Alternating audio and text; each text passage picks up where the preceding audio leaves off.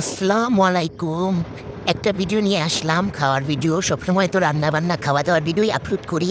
তো এগুলো যদি ভালো লাগে তাহলে আপনারা লাইক দেবেন, বেশি, বেশি কমেন্ট করবেন। তো দেখেন রেস্টুরেন্টে আসছি গ্রিল খেতে। গ্রিল আর নান রুটি, এটা বাটার নান রুটি ছিল। সাথে ছিল মিয়োনিজ সালাদ, এটা ছিল সজরার সালাদ। এই দেখেন আমি খেয়ে নিচ্ছি। তো গ্রিল আমার বরাবরই অনেক মজা লাগে। তার জন্য আমরা সবাই মিলে প্ল্যান করে রেস্টুরেন্টে খেতে গিয়েছিলাম। আমাদের এক বড় ভাই আমাদের রেস্টুরেন্টে নিয়ে খাওয়াচ্ছিল। আমরা একসাথে ৬-৭ জন ছিলাম।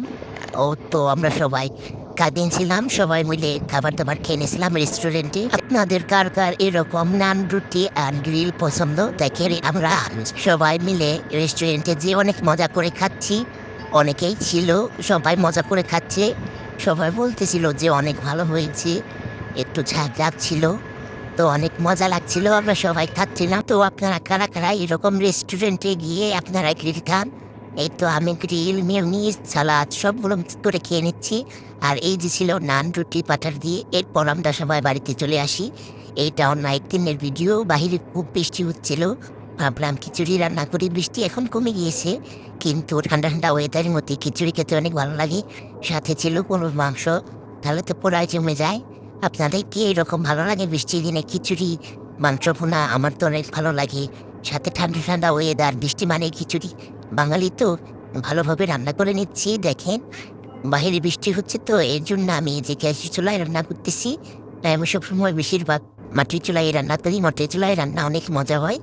দেখেন আমি ভালোভাবে কষিয়ে নিচ্ছি। আমার খিচুড়িটাও অর্ধেক হয়ে গেছে। আমি খিচুড়িটা ভালোভাবে নাড়াচাড়া দিয়ে নেব।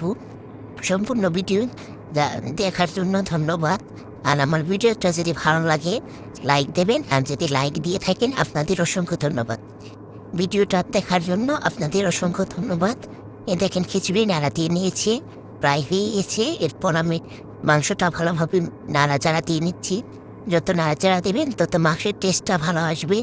মাংসটা যত নাড়বেন তত মজা হবে। আর ভালোভাবে নাড়তে হবে যেন নিচে না লেগে যায়। এইটা তারপর আমি দেখেন কেক বানিয়েছি, পিঙ্ক কালার, মাই ফেভারিট কালারের কেক। কেকটা অনেক মজা হয়েছিল। এটা চকলেট কেক ছিল, ভিতরে চকলেট ছিল ভরপুর কেক। এটাও একটা চকলেট কেক ছিল। এটা গ্রিন কালারের। আমি ইফতারির সময় খাবো বলে বানিয়েছিলাম। এই কেকটা অনেক মজা হয়েছিল। এইটা ডিজাইনটা কেমন জানি হয়েছে, নতুন নতুন তো আস্তে আস্তে ঠিক হয়ে যাবে। এ দেখেন আমি পেঁয়াজ ভেজেছি, মানে ইফতারের সময় তরমুজ ছিল। এই কেকটা খাবো ইফতার করার সময়, এটা খেয়েছিলাম। সম্পূর্ণ ভিডিওটা দেখার জন্য ধন্যবাদ। আসসালামু আলাইকুম।